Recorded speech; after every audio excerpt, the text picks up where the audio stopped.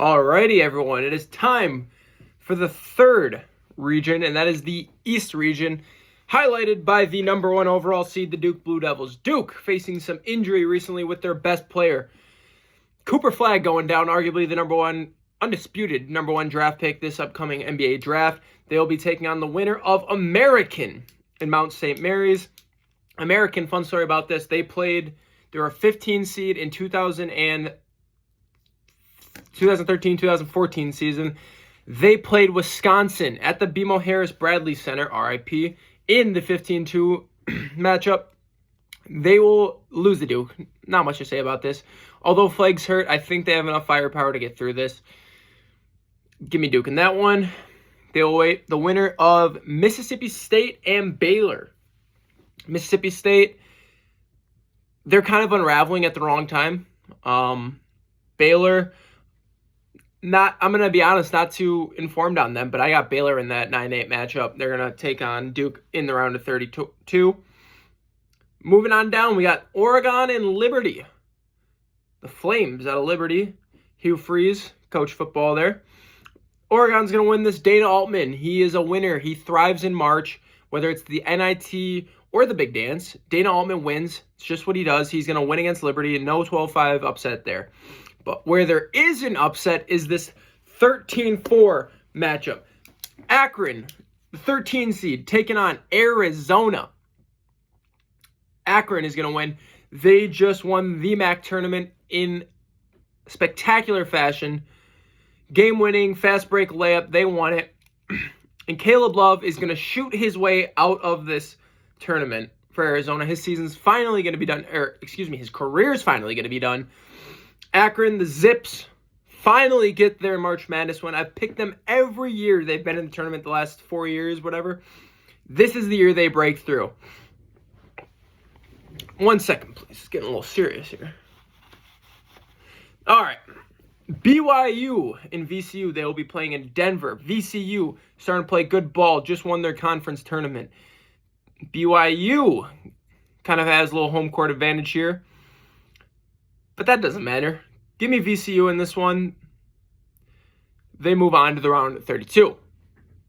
And then we got the 3-14, the Wisconsin Badgers, the 3 seed. Tough draw for them, having to play Thursday early after just playing Sunday in the Big Ten Championship in altitude, mind you. Wisconsin's 17-point favorites. I don't think Montana's much of an issue for them. They are the worst 14 seed. Give me Wisconsin to the round of 32.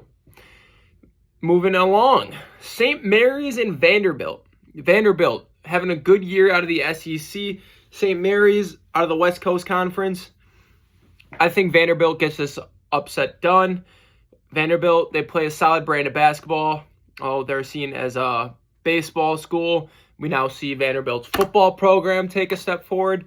We've seen their basketball program take a step forward, and they're going to take another step forward. They're going to get to the round of 32, where they will play Alabama. Alabama is going to steamroll Robert Morris.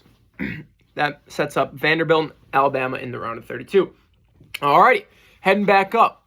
Duke taking on Baylor. Now, there's a lot of uncertainty with Cooper Flagg's injury. It looked really bad. He had to be taken off in a wheelchair.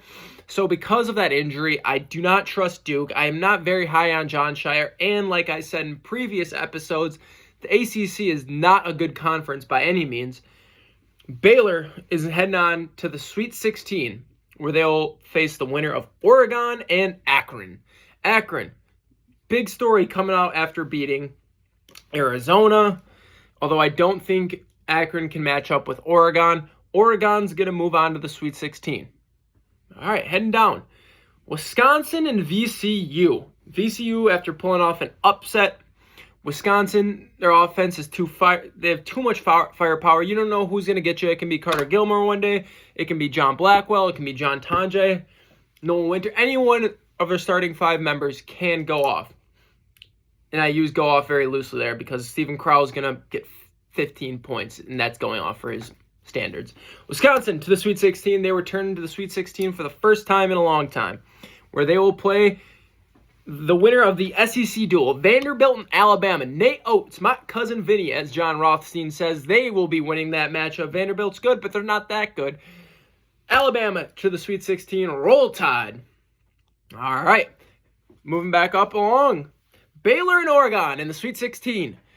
Oregon is going to make a run to the Elite Eight. They play a good brand of basketball. They got that big man. He can take you on the drop step. He can even shoot it, step out, hit the three ball a little bit. They're going to move on to the Elite Eight.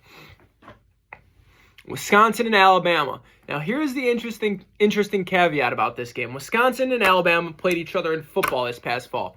They are going to play again in Tuscaloosa for football this fall. And guess what? They're going to play in the Sweet 16 against each other too.